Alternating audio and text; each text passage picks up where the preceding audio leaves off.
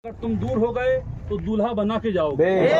और सरकार शेर इंसान यही दर्श देते रहे, बेटा सबको छोड़ दो। अगर तुम्हारा बाप हो वहाबी हो छोड़ दो, भाई हो वहाबी हो छोड़ दो, माँ हो वहाबी हो छोड़ दो, रिश्तेदार वहाबी देवबंदी हो छोड़ दो। इसलिए छोड़ दोगे। ये देखो आज दुनिया छोड़ के जा रहा है, ये देखो कब्र में मेरा बेटा आज दुनिया छोड़ के जा रहा है, मगर देखो दुनिया छोड़ के जा रहा है मगर जन्नत का दूल्हा बन के जा रहा है। वही आज देखो अहले बेटे पाक ने क्या कुर्बानी दी है। हजरत जय शहीद रज़ियल्लाहु मौला ताला जिनके जनाजे मुबारक को 4 साल 2 महीना 28 दिन कूफा के बाजार के अंदर और एक झकरक के अंदर लटकाया गया। 4 साल 2 महीना 28 दिन हजरत जैद इब्ने शहीद। कौन जैद इब्ने शहीद? जो इमाम सैयदना इमाम ज़ैनुल आबिदीन के शहजादे हैं, इमाम बाकर के सगे भाई हैं। मगर हश्शाम बिन मलिक से जब आपने मुकाबला किया, इस बुनियाद पर मुकाबला किया, हश्शाम बिन मलिक ने कहा, उसके हवारियों ने कहा, उसके चाहने वालों ने कहा, हश्शाम बिन मलिक के लोगों ने कहा कि अबू बकर सिद्दीक को गुस्ताख कहो, उमर इब्ने खत्ताब को गुस्ताख कहो। मगर सैयदना जैद इब्ने शहीद कहते हैं ये अबू बकर सिद्दीक उमर इब्ने खत्ताब ये तो हमारे आका हैं, आका।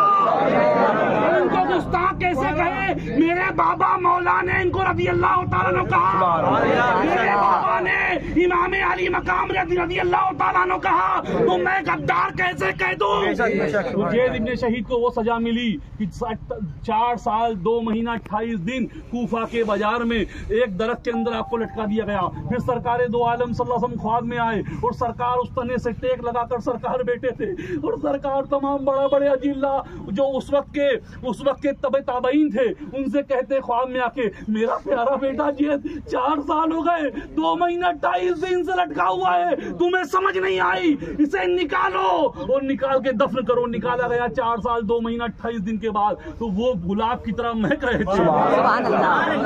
खुशबू महक रही थी, फूल की तरह महक रहे थे। याद रखो अहले बैते पाक ने हमेशा कुर्बानी दी है। हज़रत इमाम मूसा काजिम को जिंदरान की जेल के अंदर कई सालों तक बंद किया गया और जहर दिया गया। इमाम बाकर को जहर दिया गया, इमाम जाफर सादिक को जहर दिया गया। ये अहले बैते पाक की कुर्बानी है। वही कुर्बानी को सरकार शेर हिंदुस्तान ने तुम तक हम तक पहुंचाया।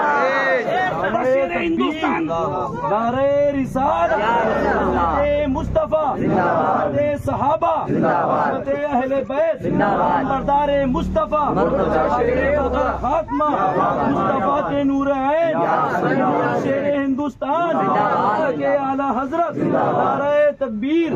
शेर हिंदुस्तान की जिंदगी उठा के देखो 50 साल, कभी चंदे धंधे की बात नहीं करी। क्या देखो कसम खुदा की वो और खानका होगी जो चंदे धंधे की बात करती है। शेर हिंदुस्तान ने जब भी कहा यारो तुमसे बस ईमान बचा लो, ईमान बचा लो, ईमान बचा लो।